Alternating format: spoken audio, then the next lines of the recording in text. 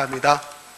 추우신 날씨에도 예수님 만나고자, 하나님 나의 아버지를 만나고자 오신 분들을 주님의 이름으로 환영합니다. 축복합니다.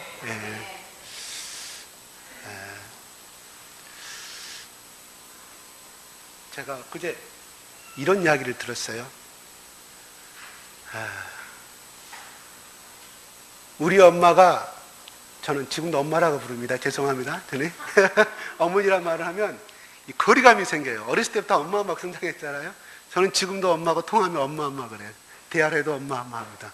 이게 오히려 가정하고 옛날에 어렸을 때부터 담긴 무한한 그 단어 속에 포함되어 있잖아요.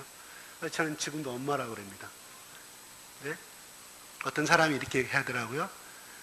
저희 엄마가 예수 믿는 것도 힘들게 생각했는데 예수 믿더니만 말씀으로 암송하시고, 또 우리 아버지가 예수 믿기 전에 그렇게 힘들게 예수를 이제 정말 생각지 않게 예수를 과연 우리 아버지가 영접할 수 있을까 생각도 못했는데 때가 되심에 예수를 영접하시다만 이제는 밤낮으로 성경을 놓고 텔레비전 대신에 유행가 대신에 찬송을 부르고 성경을 놓고 날마다 베레아 사람들처럼 말씀을 묵상하고 성경을 본다고 그래요.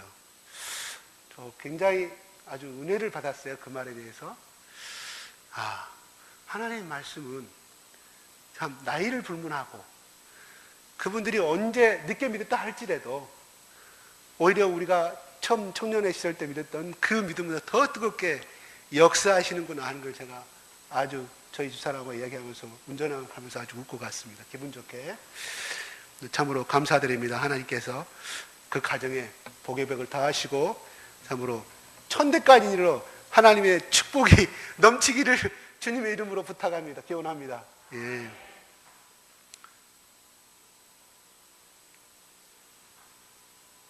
이 요한복음 말씀은 정말 솔직이란 말 빼고요. 정말 진실되게 말하지만 여기에 담겨진 뜻을 정말로 참 부끄러워요. 이걸 온전히 어떻게 하면 우리 성도님들에게 사도 요한이 그 당시에 썼던 그 심령을 다해서 이 온 뜻을 다 드러내고 우리 가운데 온전한 이 말씀이 100% 우리 성도들 마음 가운데 소화시킬 수 있겠는가 하는 것은 저는 자신이 없어요.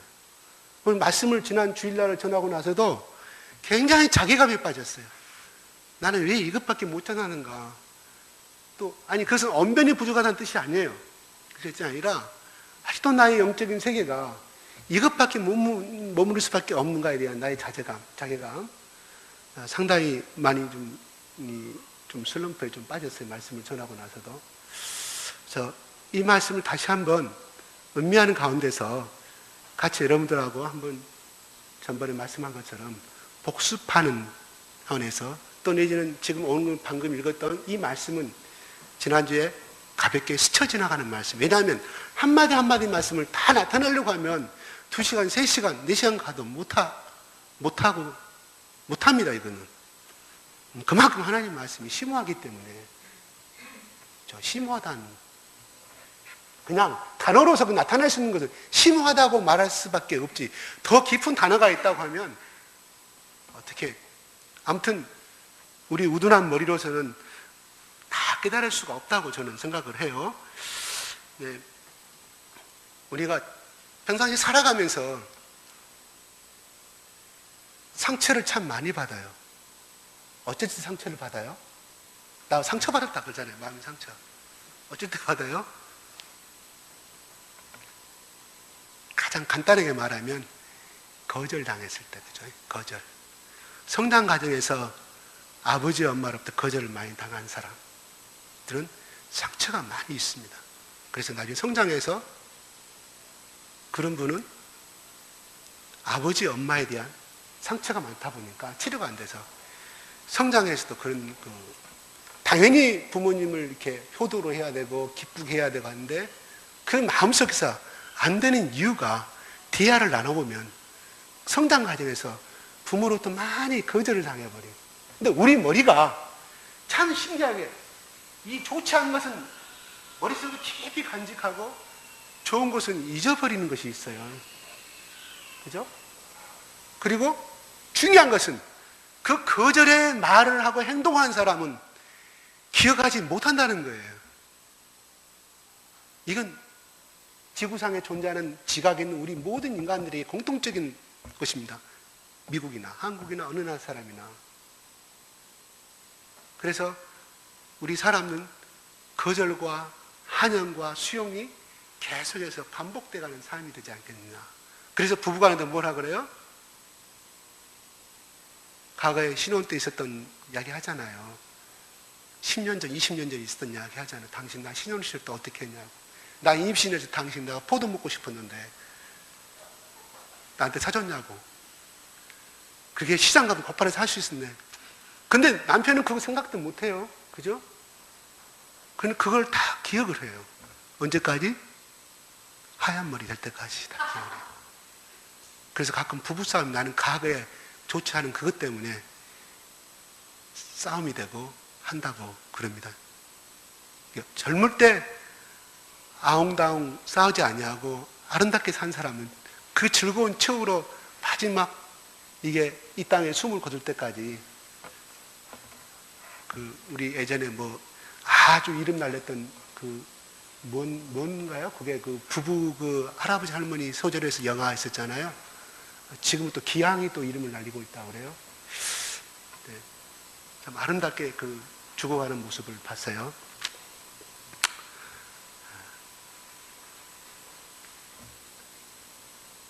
10대에 영국의 교회에서 여론조사를 했어요. 10대에 예수를 믿는 사람, 20대에 예수를 믿는 사람 통계를 뽑으니까 나이가 많을수록 예수를 믿는 사람이 적더라는 거죠. 그러니까 20대 예수를 믿는 사람이 그 교회 20%였는데 60대 이상 되신 분들, 50대 이상은 그 교회에서 차지하는 비율이 극히 미비하다는 거죠. 그러니까 제가 왜 거절이란 말을 했냐면 예수를 안 믿는 것도 거절이잖아요. 그죠? 거부하는 거, 거절하는 거. 근데 과거에 이렇게 많은 거절을 당하고 성장한 사람들은 어떤 절대자 신을 받아들이는 것도 상당히 그 마음속 무의식 가운데 거절.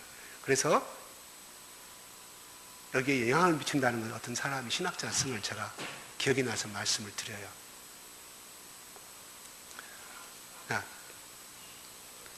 오늘 본문 말씀에 영접하는 자, 그 이름을 믿는 자에게는 하나님 자녀가 되는 권세를 주셨다고 말씀했습니다. 자, 그 앞에 내가 말씀들은 전번에 주일날 말씀했기 때문에 제가 생략을 하겠습니다. 자, 그냥 그 이름이란 말은 바로 예수 그리스도 이름이죠. 그걸 믿는 사람이라는 것은, 영접한다는 것은 내가 하나님 앞에 죄인이고 예수 그리스도 보혈의 십자가를 그분이 흘리심으로 말미암아 내가 구원을 받았다는, 그래서 그가 하나님의 자녀가 됐다는 사람을 말하는 거죠. 그래서 그걸 영접하는 사람에게는 특권이 하나님의 자녀가 되는 권세를 주셨다고 사도 요한은 말씀을 합니다. 이상이 많은 종교가 있어요. 많은 종교가 있는데 그들이 말하는 것은 구원이란 말이 없습니다. 저는 불교를 공부하지 않았습니다. 근데 그걸 깊이 연구하신 분 중에서 예수를 믿고 지금도 열심히 목사님이 되셔서 살아가신 분이 있어요. 성철 스님이라고 아시죠? 그분의 보좌승이었던 사람이에요. 그분의 보좌승이었던 사람인데 아주 심지어는 그분이 하도 머리가 좋아 서울대 나오신 분이에요. 박사님. 후계자로 설 만큼은 그렇게 아주 훌륭하신 분인데 그 속에 아무리 노력을 해도 그분의 고백입니다. 자기가 갖고 있는 고민과 소위 이야기는 해탈이 되지 않더라는 것이죠. 그래서 그분이 성경을 어떻게 접했는데 그분의 머릿속에는 이 불경과 이 철학이 크기 때문에 이 성경에 대해서 들어오지 않았습니다. 안 했어요. 그리고 반신반의 성경을 이제 보고 이렇게 했던 사람인데 그 사람이 너무나 그거를 간절히 믿고 싶었고 그래서 그분이 어느 목사님한테 와요. 그래서 대화를 하고 내가 기도를, 그런 예수님이라면 기도를 받고 싶습니다. 그래서 목사님이 안수를 진심을 다해서, 큰 소리 하지 않고 진심으로 성령님께서 이 영혼을, 그죠? 예수 그리스도 영접하는데 성령님이 우리 가운데 인치해 주셔야지 고백하는 것이지, 우리는 그냥 내 머리를 영접해서 내가 원해서 된 것은 절대 아니에요. 네? 그분이 놀라운 성령의 역사를 체험을 해요. 사도 바울이 말했던, 너희가 믿을 때 성령을 받았느냐? 어제 사도행전에 우리는 성령이 무엇인지 모른다고 말하잖아요. 그래서 그분이 온 방안을 떼굴떼굴 굴러버립니다. 강력한 성령의 빛이 그 사람 속에 들어오자마자 자기가 생각지 못한 온갖 모든 제약들, 또한 스님 생활하면서 지었던 죄들, 제가 이거 표현 못하겠습니다. 그런 모든 것들 토해내고, 그럼 어떻게, 그거는 이성이 아니에요. 성령님이 사도 바울이 사도행전 9장에 나타나신 것처럼 강력한 빛으로 그 사람 속에 역사해 버리니까, 그 하나님의, 성령의 하나님은 창조주고 예수님은 너를 위해서 죽으셨고 천지와 창조를 만드셨다는 것을 성령께서 강력히 그 사람 모든 오장육부와 머리와 모든 뇌를 주장해 버리기 때문에 그는 그 빛 앞에 굴복하고 말았어요. 지금 열심히 캠퍼스 선교를 하고 다니면서 다닙니다.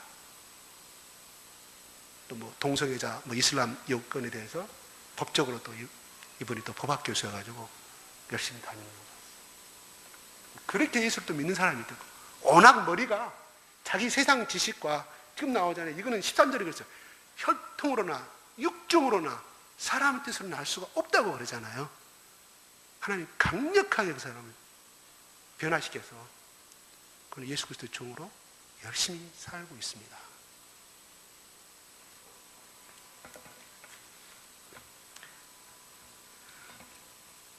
그 당시에 예수 그리스도를, 하나님의 메시아가 나타난다는 것은 그들은 알고 있었어요. 구약을 통해서. 그러나 사두개인과 바리새인과 모든 제사장들은 그를 영접하지 않았습니다. 거절했다는 뜻이죠. 거부했다는 것이죠. 그들이 갖고 있는 편견, 하나님의 아들 예수 그리스도는, 메시아라는 사람은 이렇게 나타나지 않는다는 거죠. 화려한 왕의 후손으로서 엄청난 힘을 가진 그런 분이었는데, 태어난 사람이 조그만 갓난아기요, 또한 30살의 목수의 아들로서 살아간 사람이 3년 반이 흘러서 30살이 지난 다음에 그가 주장하는, 내가 하나님의 아들이고 내가 하늘로부터 왔고 창조할 때부터 나는 그분과 같이 창조를 했다고 주장하니 누가 그걸 믿겠습니까? 참 믿기 어려울 것 같아요. 저도 그 당시 살았다고 하면. 그죠? 그거를 뛰어넘는다는 것은 굉장히 힘들죠. 자기 사고를 버리고 그분을 하나님의 아들로 인치신다는 것은, 인정받는다는 것은 굉장히 힘들었다고 생각을 해요. 저는 이 성경을 보면서, 유대인들은 왜 이렇게 미련했을까? 이 좋은 하나님, 예수님 하나님의 아들이고 천지를 창조하신 분이신데 왜 유대인들은 그렇게 못 믿을까? 정죄하는 마음이 제 마음 가운데 생기는 거죠. 근데 제가 그 입장에 대해, 과연 나도 그 예수님을 하나님의 아들로 영접했을까 하는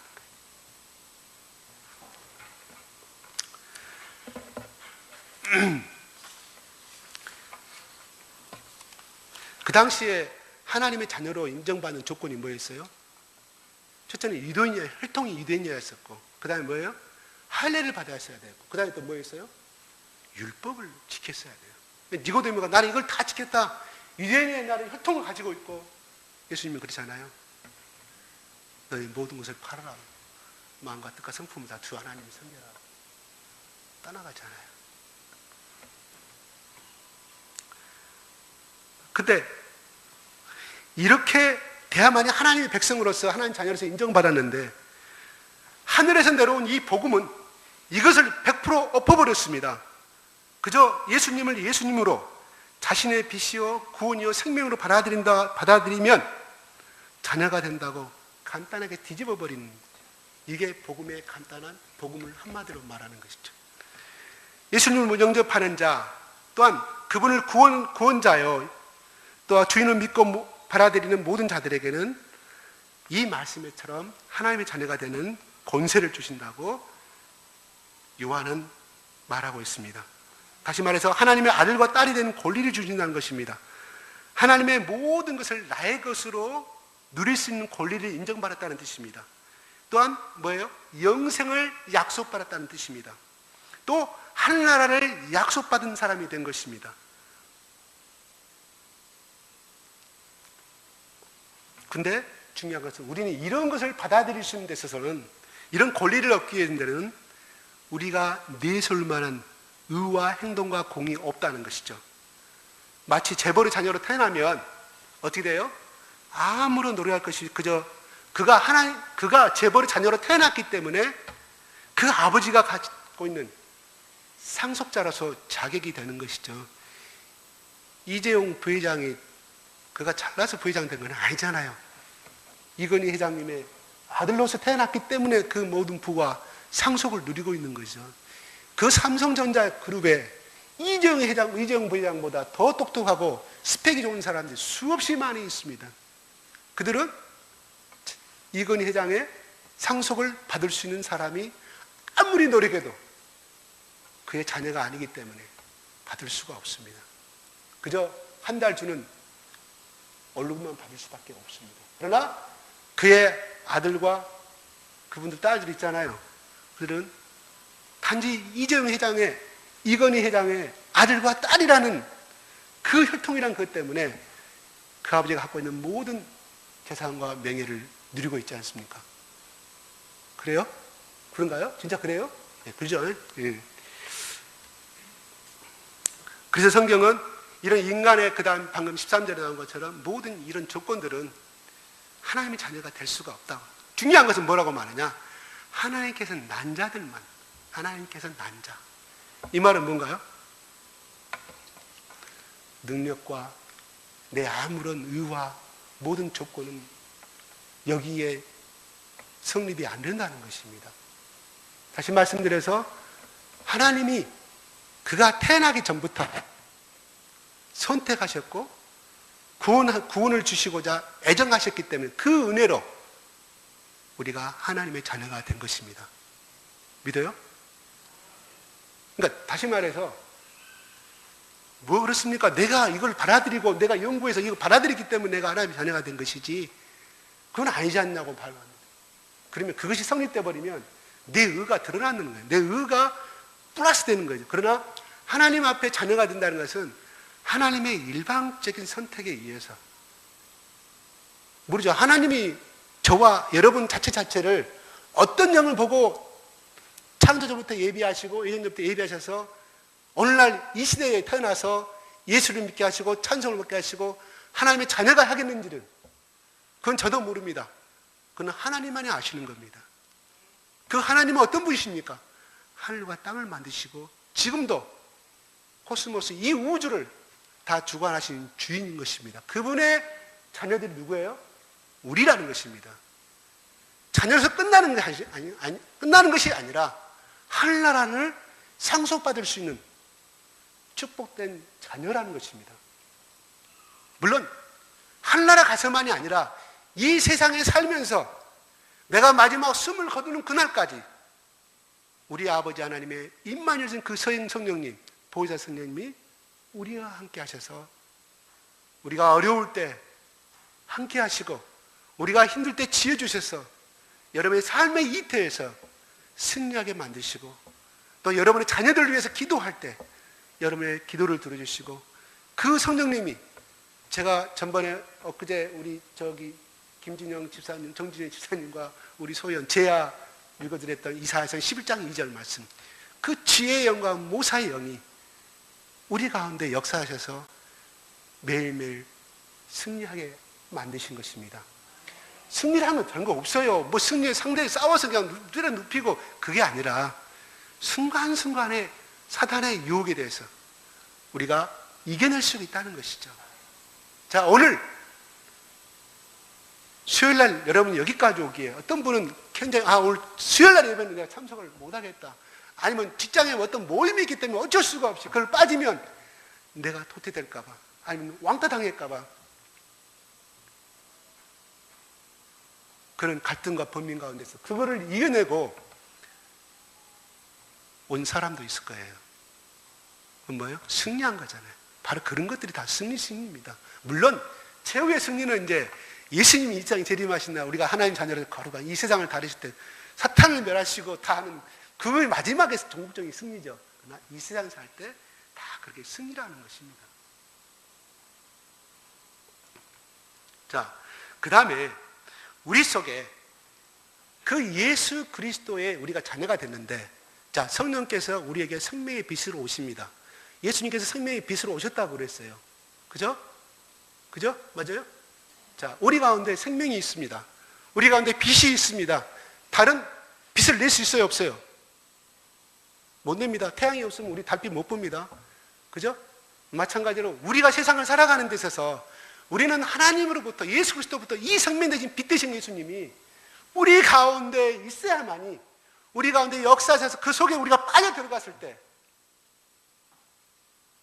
어둠을 물리치고 어둠의 자식들을 빛으로 데려올 수가 있습니다. 빛 가운데 데려올 수 있습니다. 믿습니까? 우리 일은 하나도 안 돼요. 할 수가 없어요. 자, 그러면 그 생명의 빛 되신 예수님은 하늘과 땅을 만드실 때 하나님과 함께 계셨던 분입니다. 그죠? 성삼일체가 거기서 나오는데 좀 복잡합니다. 저도 이거 설명하기는 세 분이면서 함께인 같은 거, 한 분이면서 세 분. 근데 각자가 아니에요. 그래서 어떤 사람들은 삼신이라고 말합니다. 삼신. 이거는 예수님 당시 예수님 부활하신 이후로 알비니인주, 영지주의자, 기타 여러 이단들이 생겨나면서 생겨난 이론입니다. 그건 틀려요. 우리 정통적인 우리 교리가 아닙니다. 자, 우리는 그런 예수님을 가지고 있습니다. 자, 이재용 회장이 가면, 이재용 부회장이 가면 삼성전자 모든 그룹의 임원들이 벌벌 떨어요. 벌떡벌떡 일어납니다. 그러죠? 그분이 능력이 있습니까? 능력이 있어도요? 그건 아니잖아요. 그분의 아들이기 때문에, 상속자이기 때문에 다 머리를 숙이는 거예요.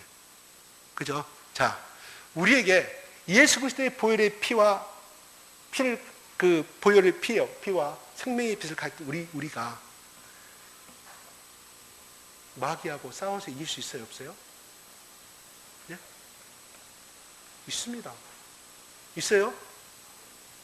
있습니다. 방금 내가 얘기했잖아요. 저기 요게 좋다. 상관이 나를 뭐라 하든 나는 주일날 여기 3일날 예배에 참석해야겠다고 딱 승리하고 왔어요. 그거 승리라 그랬죠. 내일 가면 무서워할 거 없어요. 물론 이런 건 있어요. 전주의 상산고등학교 학생이 중학교 때부터 축구를 하다가 목사님한테 피싱 당해가지고 교회를 나오기 시작합니다. 목사님 축구를 굉장히 좋아했어요. 그 목적은 뭐냐? 피싱하려고. 중학교 가서 축구를 잘하는 애들은 다 스카웃을 해요. 바로 거기 가서 이분이 무엇을 하냐면 항상 호주머니 갖고 다녀요. 빵하고 그들이 좋아하는 음료수를 사줄 수 있는 돈. 그래서 그걸 교절을 해서 야, 내일 주일인데 나 이 교회 목사님인데 내일 나올 수 있니? 자기들이 빵하고 우유하고 콜라 먹었는데 안 나오겠어요. 먹었으니까 양심이 있을 거 아니에요. 나오기 시작해요. 그래가지고 거기 학생 수가 나중에 중고등 학생 수가 500명이 늘어납니다. 예. 근데 중요한 거는 그 부모들이 예수를 안 믿는데 그 교회만 가면은 주일날 저녁에 토요일날 저녁에 공부를 시켜준다 하니까 다 모이는 거예요. 그리고 새벽 기도도 하고 같이. 그게 딴 생각 아니잖아요. 어둠의 길로 가지 않는다는 사실이죠. 목사님, 저는 교회를 안 다니고 우리 아들 좀 잘 좀 부탁합니다. 우리 아들이 그 교회 나가더만 술도 안 먹고 담배도 안 피고 컴퓨터 게임도 안 하고 아주 모범생이 됐어요. 그리고 심지어는 그런 거 어때요? 자기 아들이 변화되니까 여분이 교회에 나오고 있어요. 그래서 교회가 엄청나게 아침에 모이니까 그 가장 가까운 교회로 오게, 그 교회에 가까운 아파트 얻어가지고 그렇게 해서 그분이 사역을 하셨더라고. 책을 읽어봤어요. 아주 멋있는 책이에요. 근데 그 학생 전주에서는 성산고등학교가 좀 유명하죠. 전주고보다 사립학교 우리 수학의 정석 쓰신 홍성대 박사가 그렇게 세운 학교예요. 원래 거기 익산의 남성고등학교를 여분이 인수하려고 그랬어요. 근데 익산 남성고등학교 사립이거든요. 안 파겠다고. 그래서 그분이 학교를 세운 것이 전주의 성산고등학교예요. 근데 거기 학생이 주일날이면 다 학교 일요일날 학교 다 나오라 해서 수업시키잖아요. 그죠? 근데 해필이면 이 학생이 2학년 때 1학년 때 선생님이 봐줬는데 2학년 때는 다른 선생님 만나가지고 월요일날 가가지고 넙죽 터졌대요. 엉덩이를. 너 다음에 또 안 나오면 너는 50대. 그래서 목사님 상담을 했대요. 목사님이 네가 결정해라. 네가 결정해라. 가려하지 않고 그 애가 나왔어요. 주일날 예배만 참석하고 가는 것이 아니라 주일날은 내가 경건하게 예배를 드리겠다는 거예요. 운동하는 거 빼놓고는 공부하지 않겠다는 거예요. 그래서 그걸 지키고 가서 그 다음날 가서 납치게 50대를 맞았다. 너는 앞으로 또 다음 주 빠지면 100대. 목사님이 힘껏 기도해주고 그 다음 주에 또 이제 월요일날 갔다는 거. 어떻게 됐겠어요? 안수기도 해줬는데 어떻게 됐겠어요? 예? 안 맞았겠죠? 근데 납죽 됐대요. 왜냐하면 그 애가 공부를 너무 잘하는 사람이라 학교에서 어쩌든지 저기 S대를 집어넣으려고 그렇게 목표를 세운 거예요. 교장까지 다 올인해가지고. 정말. 근데 그가 고백한 말이, 목사님, 너 어찌 됐냐? 저는 기뻐요. 나도 그것이 나에게 자그마한 십자가지만 그 예수 그리스도의 고난의 십자가에 내가 참여할 수 있는 체험과 은혜를 하게 돼서 너무 감사해요. 저는 그분을, 제 담임선생을 원망하지 않습니다. 사랑합니다. 그분이, 그 학생이 고3 때까지. 그러니까 그 다음에는 이 선생님이 포기해버렸어요. 포기하고 고3 때까지 그렇게 해서 그가 원하는 대학에 가서 지금은 또 그 교회에 중역이 돼서 열심히 또 섬긴다는, 제가 그 책을 읽어봤습니다.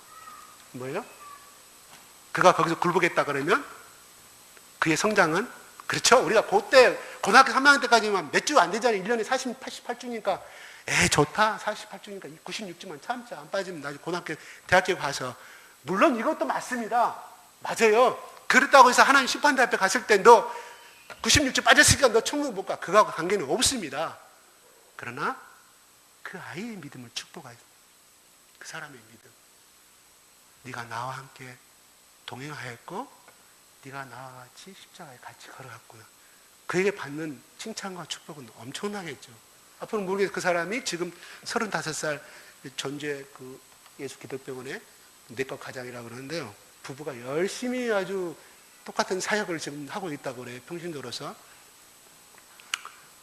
예. 자, 그가 매를 맞았지만 실패가 아니라 굴복이 아니라 그는 승리한 것입니다. 자, 이와 같이 우리는 베드로가 그렇게 고백했잖아요. 너희들은 나의 생명을 죽일 수가 있지만 나는 보이지 않는 하나님을 내가 두려워한다고 고백하잖아요. 자, 마귀는 우리 생명을 뺏을 수는 있습니다. 그러나 우리의 영원한 생명까지 뺏을 수는 없죠. 전라북도 이산에 가면요, 성지가 아주 많습니다. 이름도 성당이에요. 온 동네 이름이 성당. 그 지역의 이름이 성당면이에요. 거기 가면 천주교가 들어왔을 때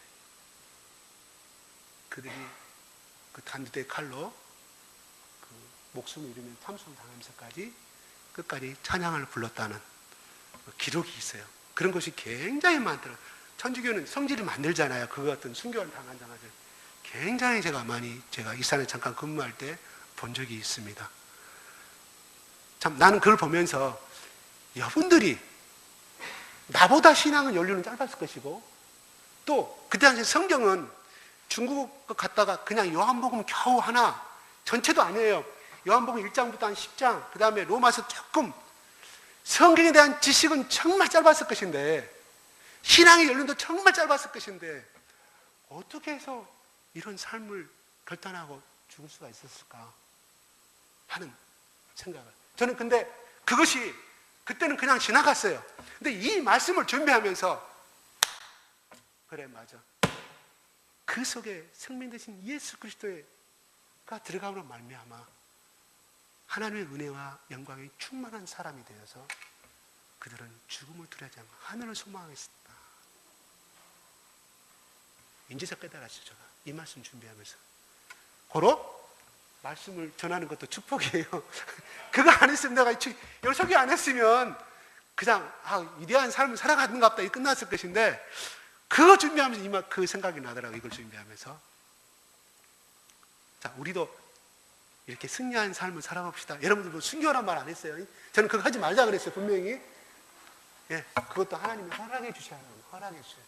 그래서 마리아 선교사님도 하나님이 허락해 주셨어요. 그분은 인도네시아 가기 전에 알고 갔어요. 성령님이 그렇게 음성을 들려줬어요. 갔잖아요. 나는 내 개인적으로 저희 아내한테 빨리 전화해가지고 오라고 하는데, 그만 오라고. 인도네시아 철수하자고. 왜? 많이 성장을 했거든. 인도네시아, 거기 뭐 사무엘이라든가 이런 사람들 다 리더로 섰기 때문에 이슬람뿐이 아닌 좀 생명의 위험이 없는 곳에 가서 좀 복음을 전했으면 좋겠다. 이게 나의 인간적인 생각이었어요. 지금도 솔직히 그래요. 이거 막 들으면 목사가 그래. 지금 내 진실한 마음입니다. 내가 전번에 얘기했잖아요. 남은 자의 고통이 너무 심하다는 거예요.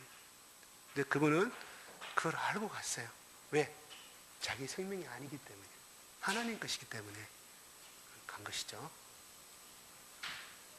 진사님, 순교란 말 아니에요? 국유 가니까 매 순교 이야기하고 막 하고 못 가겠다고.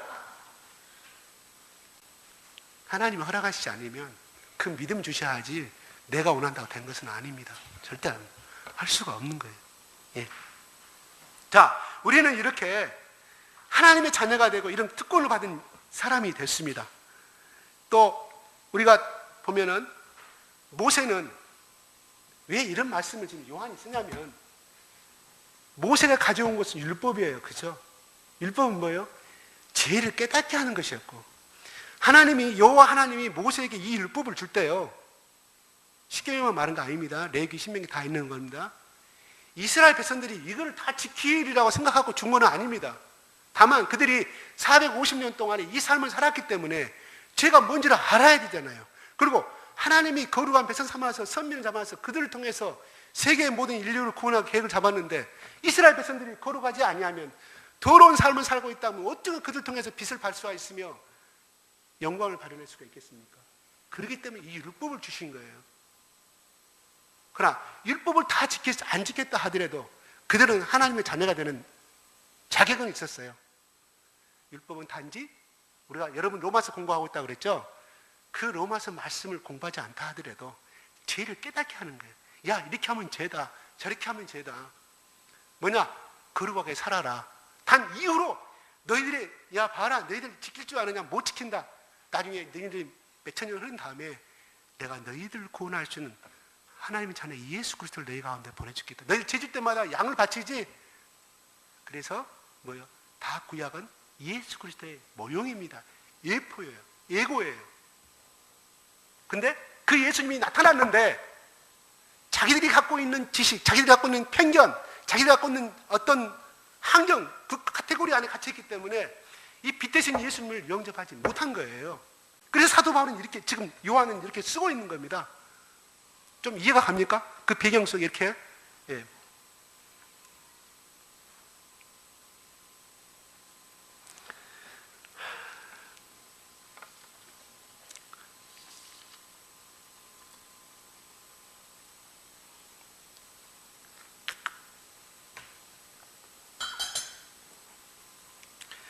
그래서 그 죄된 인생들이 자기들은 죄란 걸 알잖아요.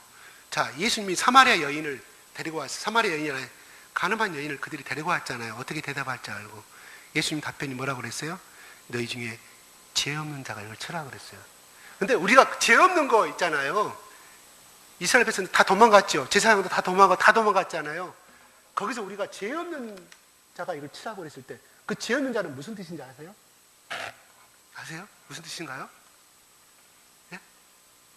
그 사람들 다 가늠한 사람들일까요? 그 사람들이 다 가늠한 사람들이기 때문에 그런 죄를 말할까요? 아니면 도둑질한 그 죄를 말할까요?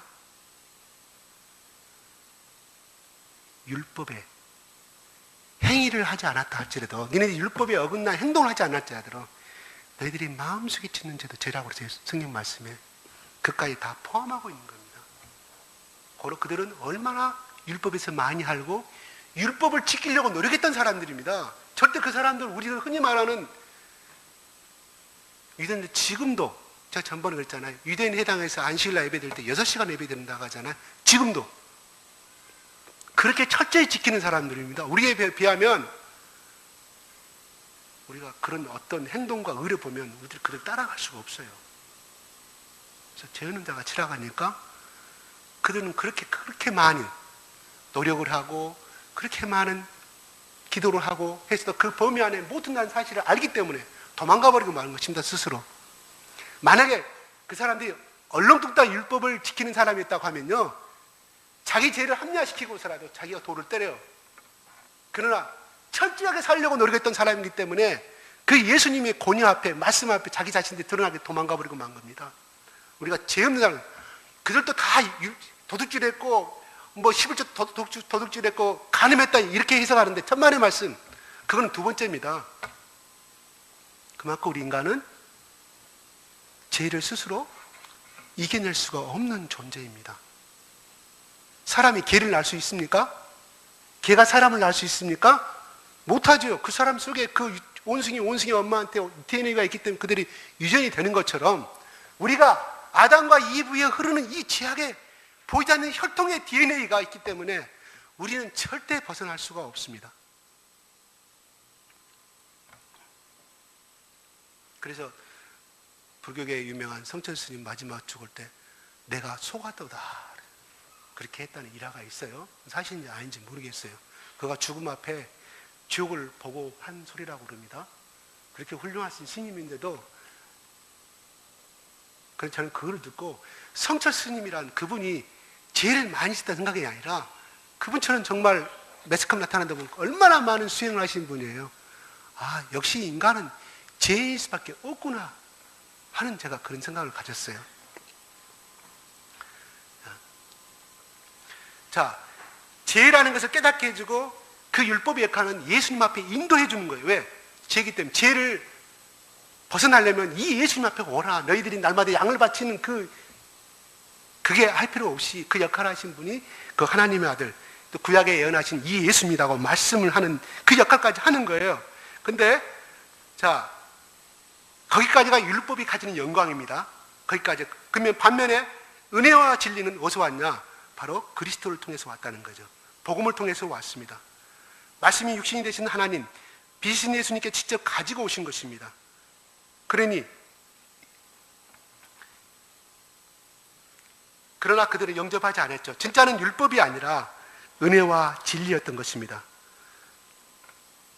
우리가 하나님의 자녀가 되기 위한 유일한 진리는 예수 그리스도께서 직접 이 땅에 가지고 오신 것입니다. 다른 종교는 스스로 깨닫는 거지만 이 복음을 가지고 오신 분이 누구예요? 예수님이 이 땅에까지 가지고 내려오셨어요. 누구 때문에? 우리를 살리려고. 하나님이 그렇게 율법을 가르쳐주고 하늘에서 선포를 해도 받아들이지 아니하기 때문에 친히 자기 자신 이 아들 독생자 예수, 요한복음 그대로 따지면 이 아들 예수 그리스도를 이 땅에 보내신 거예요. 내가 너희를 이렇게 사랑한다.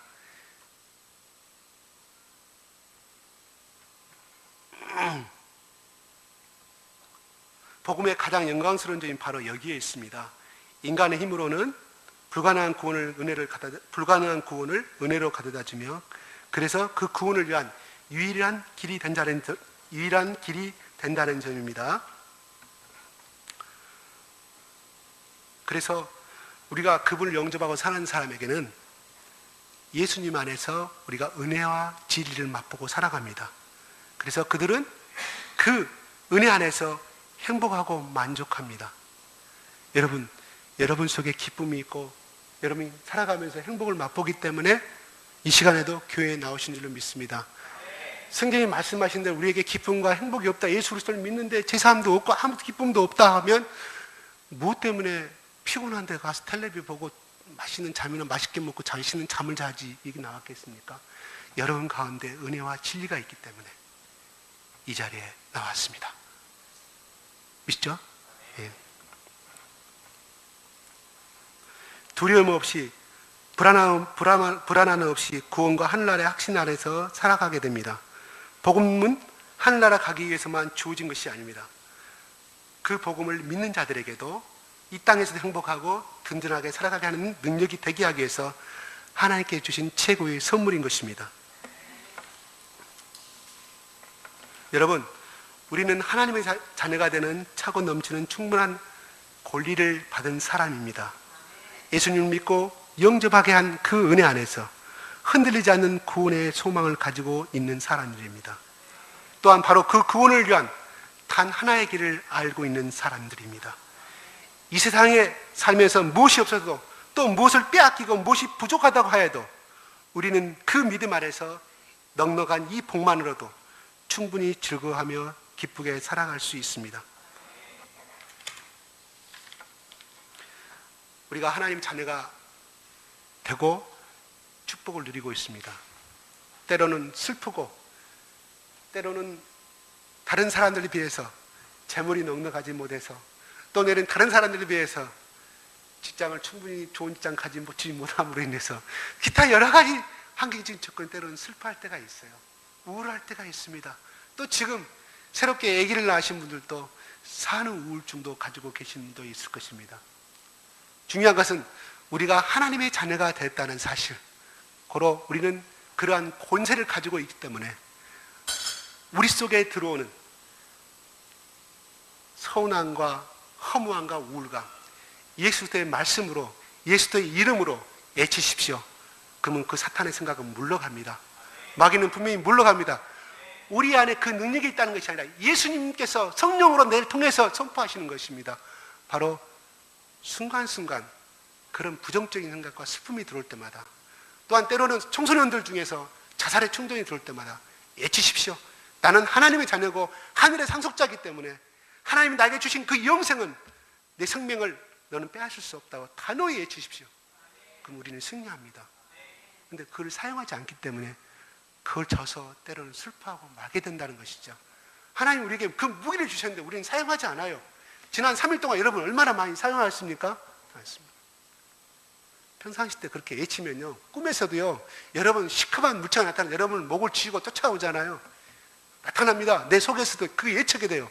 예수 이름으로 물러가는, 내 속에 잠재의식 가운데 그 생명 되신 예수 그리스도의 능력이 있기 때문에 승리해요. 그런 거 많이 해보셨어요? 우리 차인사모님? 여러분들도 많이 해보셨어요? 안 하면 죽습니다. 저요, 자꾸 발버둥 치고 소리치다가 깨나잖아요.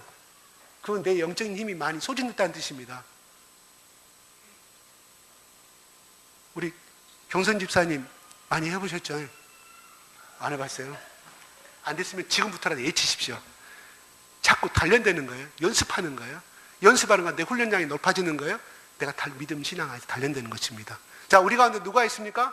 빛 대신 생명 대신 예수님이 있습니다. 우리는 그 능력을 권세를 가졌습니다. 그러므로 마귀가 우리 가운데 침투하려고 하더라도, 보혈의 피가 발라져 있고 그 사람이, 이 사람이 빛 대신 생명의 자녀구나 하기 때문에 우리를 감히 건들지 못하는 것입니다. 바로 날마다 주님의 이름으로 외치고 선포해서 승리하는 삶이 되기를 바랍니다. 오늘 저녁 집에 들어가시면, 집에 들어갈 때 그 안에 문 열자마자 선포하세요.